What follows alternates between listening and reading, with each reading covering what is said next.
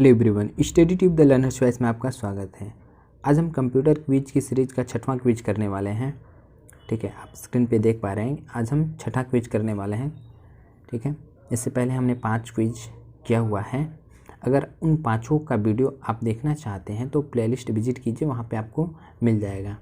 ठीक है, साथ ही साथ अगर आप थ्योरी क्लास देखना चाहते हैं तो उसका भी वीडियो आपको प्लेलिस्ट में मिल जाएगा। ठीक है, अगर आप CCC, ओ लेवल, ए लेवल या सुपर टेट की तैयारी करते हैं तो आपके लिए ये उपयोगी होने वाला है। चलिए हम क्विज करते हैं। ठीक है, start this quiz. Okay, I am ready. आप क्विज में अपना बेस्ट देने का प्रयास कीजिएगा। पहला क्वेश्चन आपके स्क्रीन पे है। सूक्ष्म शिक्षण का प्रयोग किस प्रकार के कौशल के विकास में किया जाता है? शिक्षण कौशल विकास के लिए, प्रशिक्षण कौशल विकास के लिए, सामाजिक कौशल विकास के लिए। ठीक है, इसमें आपको बताना है। ठीक है, तो मेरे ख्याल से ये सभी सही होना चाहिए। सॉरी, इसका ऑप्शन ए सही होगा। शिक्षण कौशल के विकास के लिए एक प्रभावशाली अध्यापिका होने के लिए किस शिक्षण कौशल का विकास आवश्यक है?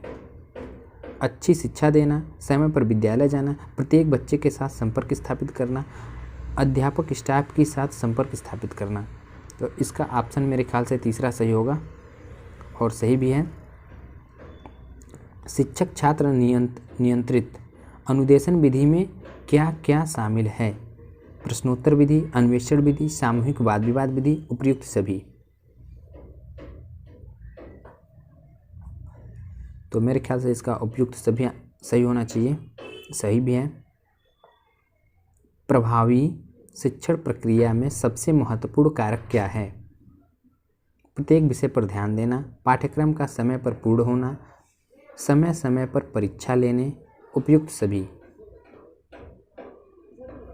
ठीक है, तो मेरे ख्याल से उपयुक्त सभी आंसर सही होना चाहिए।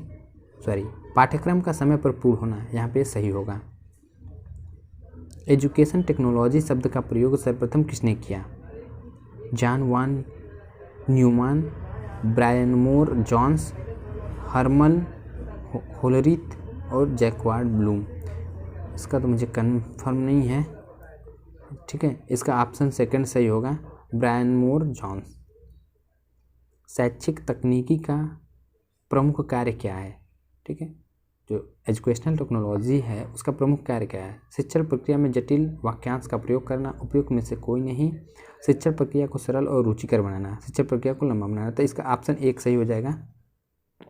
ठीक है, भारत सरकार द्वारा किस के लिए NIOS के साथ कार्यक्रम की शुरुआत की गई? शिक्षण प्रक्रियाओं को लागू करने के लिए, प्रोजेक्टर आधारित शिक्षण प्रक्रिया लागू करने के लिए, शिक्षण प्रशिक्षण कौशल के लिए, सूचना तकनीकी के विकास के लिए। ठीक है, तो इसका कन्फ्यूजन है थोड़ा। ठीक है, शिक्षण प्रक्रिया कौशल के लिए, इसका ऑप्शन तीसरा सही होगा। NIOS में DTH के जरिए कितने लेक्चर शिक्षण अपने प्रशिक्षण के दौरान सुन पाएंगे? तो इसका ऑप्शन मेरे ख्याल से 1080 सही होना चाहिए। सही भी है, 1080। शिक्षण प्रक्रिया में मुख्य अंग कौन से हैं? जो शिक्षण प्रक्रिया के मुख्य अंग हैं वो कौन से हैं, यहाँ पे ये पूछा जा रहा है। तो यहाँ पे इसका सही आंसर हो जाएगा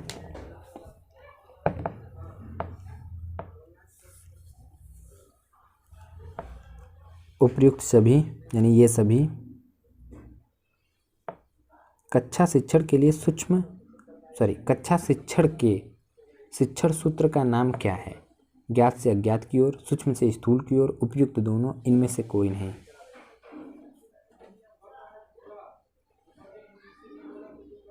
तो मेरे ख्याल से दोनों होना चाहिए, दोनों सही हैं। ICT की श्रेणी में क्या क्या आता है? ICT का फुल फॉर्म आपको बता दूं, इंफॉर्मेशन एंड कम्युनिकेशन टेक्नोलॉजी होता है। ठीक है, वीडियो कॉन्फ्रेंसिंग, ईमेल, ब्लॉग्स, उपयुक्त सभी। तो इसका ऑप्शन 4 सही होगा, उपयुक्त सभी। प्राथमिक विद्यालय के बच्चों को कौन से बोर्ड के द्वारा पढ़ाने की तकनीक विकसित हुई है? Smart board, black board, white board, green board.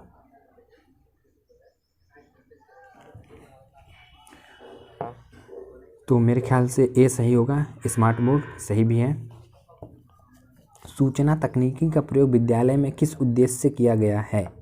शैक्षिक प्रशासन, सूचना संवहन, उपयुक्त दोनों, इनमें से कोई नहीं। ठीक है, तो इसका सही आंसर क्या होगा?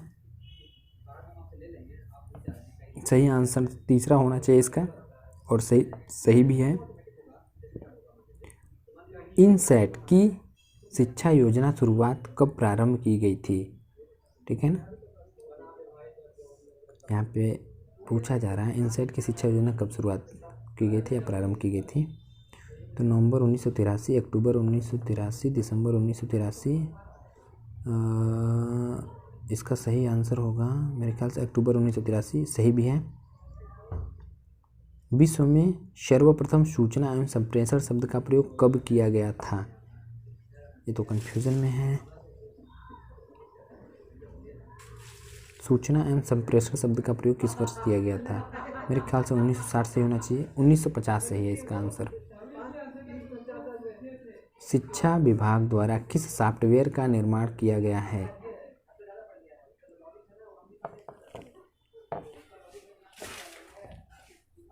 इसका सही आंसर हो जाएगा आपका मेरे ख्याल से दोनों होना चाहिए, और सही भी है। ई शिक्षा का अग्रदूत किसे माना जाता है? जॉन वान मॉचली, डेविस रिची, बर्नार्ड लस्किन, हर्मन होलरिथ।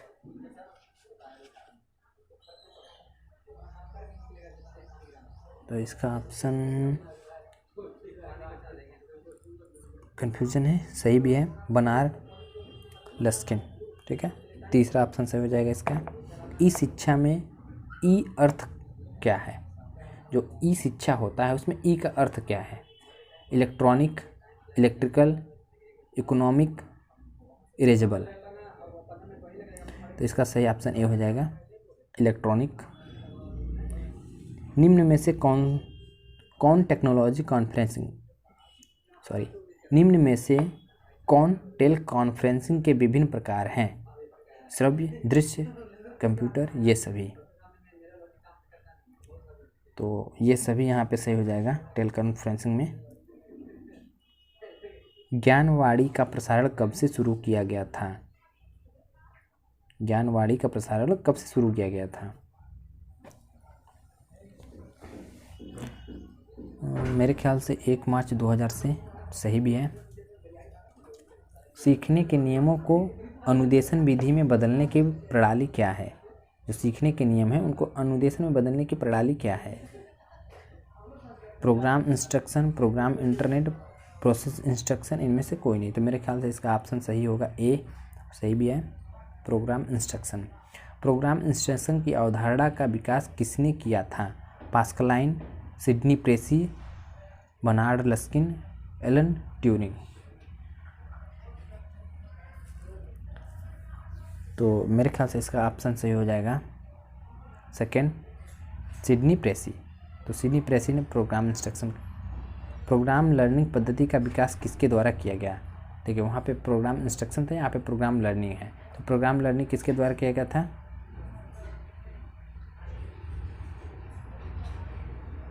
मेरे ख्याल से BF स्किनर सही होना चाहिए, सही भी है।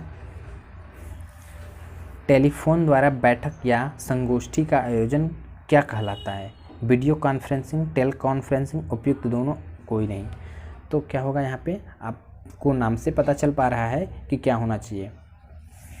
तो इसको हम क्या कहेंगे? Teleconferencing. ठीक है। उपग्रह आधारित शिक्षा की शुरुआत कब की गई थी? जो सैटेलाइट आधारित है, सैटेलाइट बेस्ड एजुकेशनल, ठीक है, तो कब शुरू किया गया था? 1985, 1955, 1965, 1975। तो मेरे ख्याल से 1975 सही होना चाहिए, सही भी है। एजुसेट क्या है? शिक्षा क्षेत्र में उपयोगी एक उपग्रह, शिक्षा क्षेत्र में उपयोगी एक उपग्रह, प्रशिक्षण प्रक्रिया, सूचना संवहन, अभिलेखीकरण। तो इसका सही ऑप्शन हो जाएगा ए, शिक्षा क्षेत्र में उपयोगी एक उपग्रह है। एजुसेट का विकास किस संस्था के द्वारा किया गया था? भारतीय अंतरिक्ष अनुसंधान संगठन, भारतीय अंतरिक्ष अनुसंधान, वर्ल्ड वाइड वेब कंसोर्टियम। ठीक है, तो मेरे ख्याल से इसका ऑप्शन तीसरा सही होना चाहिए और सही भी है। विद्यालय का वह कौन सा कहलाता है जहाँ शिक्षण आधारित सामग्री का संग्रह होता है? यहाँ पे टाइपिंग मिस्टेक थोड़ा सा है। विद्यालय का वह कौन कमरा क्या कहलाता है यहाँ पे होगा। ठीक है, तो लर्निंग कॉर्नर, एजू कॉर्नर, शिक्षा कॉर्नर। तो इसका ऑप्शन ए सही, सॉरी ए सही होगा इसका option learning corner. Learning corner के क्या लाभ हैं? खेल खेल में पढ़ना, सामग्री को देखकर पढ़ना, सामग्री को छूकर पढ़ना और उपयुक्त सभी। तो इसका आंसर सही हो जाएगा 4, उपयुक्त सभी। विद्यालय प्रबंधन के नियम क्या हैं?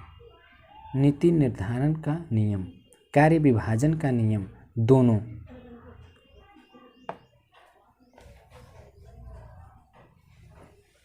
तो मेरे ख्याल से दोनों सही होना चाहिए और सही भी है।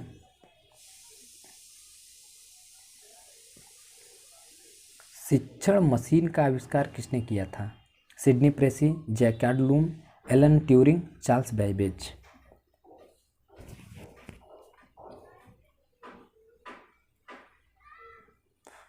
मेरे ख्याल से ऑप्शन सेकंड सही होगा, सॉरी ऑप्शन पहला सही है, सिडनी प्रेसी ने किया था। ज्ञानवाणी का प्रसारण किस संस्था द्वारा किया जाता है? DU, IGNOU, BHU, CDAC.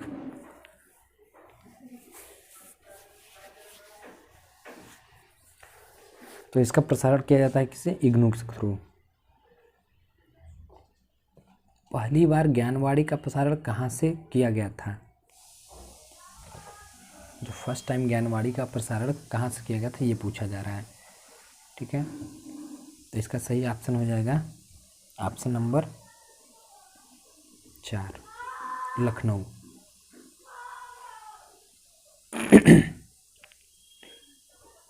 Video में लास्ट तक बने रहने के लिए आपका बहुत बहुत धन्यवाद। अगर वीडियो आपको अच्छी लगी हो, उपयोगी लगी हो, तो इसको लाइक और शेयर अवश्य कीजिएगा। साथ ही साथ मेरे चैनल को सब्सक्राइब कर लीजिएगा ताकि हमारी आने वाली अन्य वीडियोज़ की नोटिफिकेशन आपको मिल जाया करे। और इस क्विज को अगर आप टेलीग्राम ग्रुप में करना चाहते हैं तो उसका लिंक आपको डिस्क्रिप्शन में मिल जाएगा, वहाँ से जाकर के आप ग्रुप ज्वाइन कर लीजिएगा। वहाँ पे जब भी क्विज होगा आपको मिल जाएगा।